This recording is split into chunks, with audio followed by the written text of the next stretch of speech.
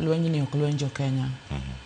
To kata kamano nitie kaka seche duto ma chandruok kata tulo moro wuok e bath piny kamoro, tibiro yudo ka gima jongere gi dendo ni ripple effect nyalo landore kendo chwe nyaka kuonde moko ma gino ne ok otimore. To sana sana lweny madhi nyime ni sani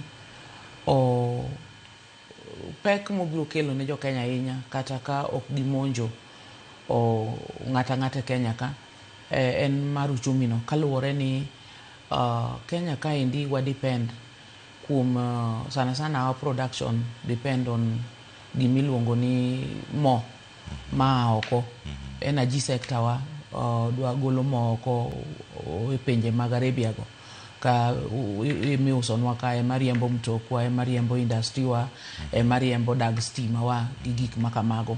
Koro yudo ka lweny no dhi nyime machal kamano, to nitie kaka koro gigi nyalo kelo pek, kaluwore ni jogi koro ok bibedo gi thuolo mar omo kata mafuta no mondo wuotho bika kaeto ko ibo yudo ka nitie shortage. Kopogore gi mano, kata wuodhe mag madhi pinje ma oko, weche mag ohala gi gik mamoko mane jo Kenya onengo tim, koro ibo yudo ka ndeke go kochung kamano to biro miyo koro kelo stress, nikech ka ok ginyal fly over areas ma lweny timre ni, tibo yudo ka koro gik mang'eny okethore.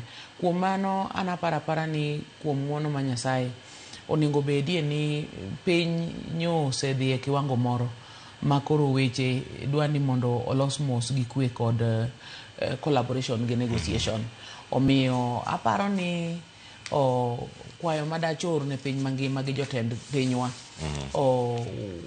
onego wa promote dialogue kod peaceful resolution mag conflicts manade madibedie. Anapa ni mano e gima onego waywage kaka jo Kenya, nikech seche mang'eny kata pinje mabende koro oriwore e lweny no, iyudo ka seche moko weche maricho timore kamoro, to bende gi jatelo mbele ka giwacho ni gidhi kelo kwe kanyo. Koro apani kwe ni onego manye kod yor kwe, nikech kata king'iyo gwenge go, gin bende giwegi gisetiyo gi mwandu mang'eny ka gigero gik makoro mbom go ketho go, ka giloso ndeke makoro mbom go wang'o go. Koro apara ni nitie kaka the effect to humanity is damning. Dibedo mala ahinya.